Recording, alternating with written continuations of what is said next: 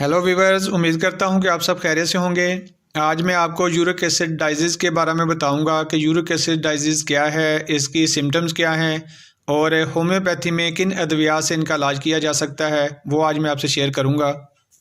हमारे जिस्म में एक कंपाउंड पायोरीन है। दरअसल पायोरीन के टूटने की वजह से जिस्म में यूरिक एसिड बनता है। यूरिक एसिड ब्लड के ज़रिए गुर्दों तक पहुंचता है और फिर गुर्दों से यूरिन के ज़रिए जिस्म से खारिज हो जाता है। जब यूरिक एसिड जिस्म से खारिज ना हो तो यूरिक एसिड का लेवल 7.0 mg से ऊपर चला जाता है।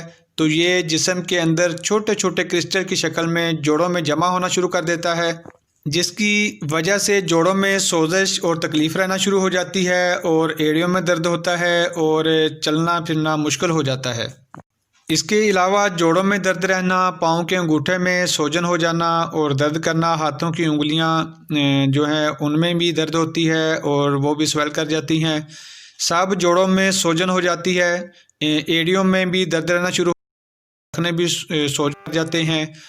बाज़ औक़ात यूरिक एसिड बढ़ने की वजह से गुर्दों में पत्थरी बनने के इम्कानात भी हो सकते हैं।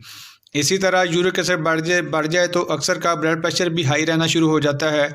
बाज़ का ब्लड प्रेशर हाई का जो काज होता है वो यूरिक एसिड ही होता है। याद रहे कि अक्सर सोचते हैं कि किस वजह से यूरिक एसिड बढ़ जाता है। तो यूरिक एसिड सिर्फ गैर सेहत बख्श ग़िज़ा खाने से नहीं बढ़ता, बल्कि यूरिक एसिड ज़हनी अमराज और दिल के जुमला अमराज, मोटापा, गुर्दों के अमराज और थायराइड भी इसका असबाब हो सकते हैं। इसके अलावा जो है हर किस्म का जो ख़ासकर बड़ा गोश्त है या छोटा गोश्त है, दालें हैं, पालक है, चिकनाई वाली चीज़ें हैं, दूध है, अल्कोहल और तंबाकू नोशी है, फलीदार जो सब्ज़ियां होती हैं फली वाली, इसके अलावा फ्रक्टोज़ से भरपूर अशिया, क्योंकि बाज़ारी अशिया में फ्रक्टोज़ काफ़ी मकदार में पाया जाता है जो जिस्म में जाकर पायोरीन की शक्ल इख्तियार कर लेती है, जो यूरिक एसिड की शक्ल में हमारे जिस्म से खारिज होती है। यूरिक एसिड लेवल बढ़ने की सूरत में इन अशिया से मुकम्मल परहेज़ करना चाहिए।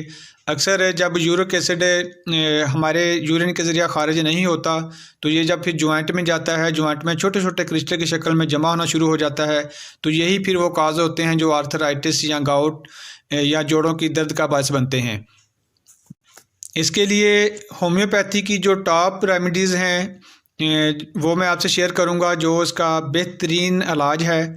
यूरिक एसिड का लेवल नॉर्मल करने में बड़ा मदद करती हैं। इसमें जो सबसे पहली मेडिसिन है उसका नाम ही यूरिक एसिड 30 है।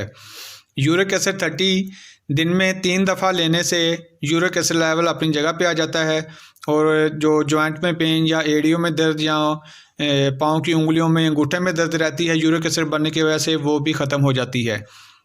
इसके अलावा हम काल्चिकम 30 भी इस्तेमाल करवाते हैं। बाद सिम्टम्स में काल्चिकम 30 पोटेंसी में बड़ा अच्छा काम करती है। इसके अलावा अगर यूरिन में बहुत ज़्यादा स्मेल आती हो, यूरिन का कलर चेंज हो जाए और उसमें काफ़ी ज़्यादा तेज़ किस्म की स्मेल आती हो तो फिर वहाँ बेंजोइक एसिड 30 में बहुत अच्छा काम करती है। इसके अलावा जो अगली मेडिसिन है वो आर्टिका यूरिन्स है। आर्टिका यूरिन्स मदर टेंचर में अगर उसके 5 ड्रॉप्स यानी दिन में गर्म पानी में डालकर 3 दफ़ा ले लिए जाएं तो आर्टिका जो है वो बहुत अच्छा रिज़ल्ट देती है। तो बहरहाल अगर सिम्टम्स नहीं है, सिम्टम सामने नहीं है, कोई इस तरह की सिम्टम्स आपके पास नहीं है कि आप कौन सी दवाई लें, तो आप इसमें यूरिक एसिड 30 में 3 दफ़ा ले सकते हैं और आर्टिका मदर टेंचर में आप 3 दफ़ा ले सकते हैं। ये दोनों ही मेडिसिन इंशाल्लाह ताला इस मर्ज़ को कंट्रोल करने में टॉप की रेमेडीज़ गिनी जाती हैं। तो इसलिए ये जो 2 रेमेडीज़ हैं इसको हम अपने जहन में रख लें। अगर वो जो मैंने सिम्टम्स बताई है कि यूरिन में बहुत ज़्यादा अगर स्मेल आती है, बहुत तेज़ स्मेल आती है, तो फिर वहाँ बेंजोइक एसिड ही इसका बेहतरीन इलाज है। आप वो यूरिक एसिड के साथ आप ले सकते हैं उसको भी, यानी यूरिक एसिड 30 पोटेंसी के साथ बेंजोइक एसिड 30 भी 3 दफ़ा इस्तेमाल कर लेंगे तो यूरिक एसिड अपने लेवल पर आ जाएगा। और जो पेशेंट आर्थराइटिस या गाउट की तरफ चले जाते हैं वो उस तरफ नहीं जाएंगे। तो उम्मीद करता हूं कि आज की वीडियो आपके लिए मददगार साबित होगी। अगली वीडियो तक मुझे इजाज़त दें, अपनी दुआ में याद रखें। इंशाअल्लाह ताला बहुत जल्द अगली वीडियो लेकर आपकी खिदमत में हाज़िर होऊंगा। अल्लाह हाफ़िज़।